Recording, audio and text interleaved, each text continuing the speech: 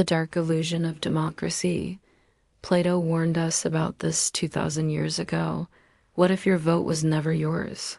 What if democracy isn't freedom, but the illusion of it? You're told you live in a free society, that your voice matters, that your choices shape the world. But what if the real power lies not in who you vote for, but in who writes the script? Aristotle once said, democracy is when the indigent, and not the men of property, are the rulers. That's not Twitter sarcasm, that's 2,300-year-old truth. But here's the twist, the vote you think empowers you may actually be the tool that controls you. Let's go deeper. Plato, the father of Western philosophy, lived through the collapse of Athens' democracy.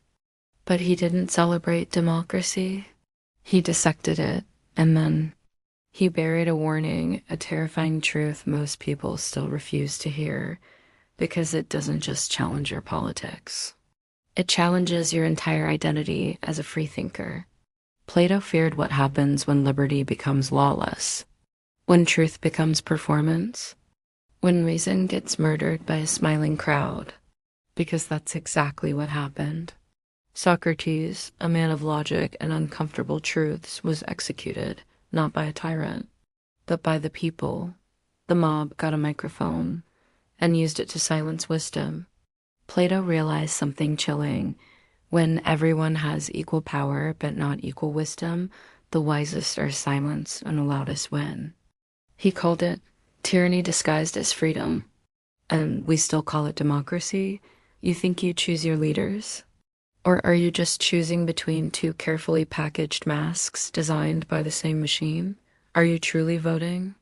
Or just participating in a ritual that feels like freedom?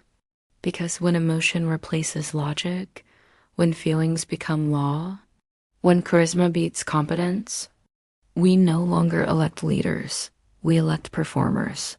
Plato saw this coming. Without algorithms, no social media, no polling data, just one thing. He studied the crowd and saw its shadow. He compared democracy to a ship at sea where every sailor thinks he should be captain, but none know how to read the stars. And when the philosopher finally steps forward, the one who actually knows how to navigate, he's mocked, silenced, ignored. Sound familiar? Today, your fears are tracked. Your outrage is farmed. Your vote? Simulated and predicted before you even cast it. You're not a citizen. You're a data set, an input, a perfectly shaped consumer of carefully curated illusions. Asterisk, asterisk, ask yourself, do I really choose who leads me? Or do I just choose between two flavors of the same system? Do I vote for truth or for comfort? Because Plato warned us, the people will always choose the most charming liar, not the wisest. Not the most capable, just the one who flatters us the most. So, is this democracy or is it mass hypnosis? Is it leadership or marketing? We don't vote for vision, we vote for slogans. We don't demand truth. We demand dopamine. We don't elect minds. We elect mirrors, people who reflect our feelings back to us. That's not governance, that's consumer psychology. And when truth dies, so does freedom. Plato didn't hate freedom. He feared fake freedom. He didn't reject democracy because he loved tyranny. He rejected it because he respected wisdom and feared what happens when it's ignored. He proposed something radical. Not rule by the mob, not rule by the rich, but rule by the wise. Philosopher kings, leaders trained not in charm but in discipline, not in popularity but in principle, not in performance but in truth. And above all, leaders who didn't crave power, because Plato believed only those who don't want power should be trusted with it. You can't change the algorithms. You can't silence the noise. You can't rewrite the system overnight. But you can do one thing that's far more powerful. You can stop believing the lie. Freedom was never about a ballot. It's about the mind that casts it. And until we reclaim our own thinking, we are not free. We are well-behaved echoes, reacting, riposting, cheering our own cage.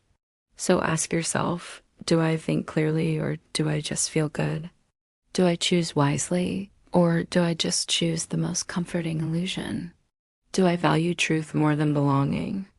If you're still here, you've already taken the first step. Now finish it. Comment below. I choose clarity over comfort. Let's see how many of us still think for ourselves. Asterisk, asterisk, and if you're done with illusions, asterisk, asterisk, if you crave deeper conversations. Like, subscribe, and join the thinkers, because the system doesn't fear rebellion. It fears awareness. Asterisk, asterisk, only when wisdom rules can anything else work. Plato asterisk, asterisk. Don't forget to share this with someone who still believes the show is real.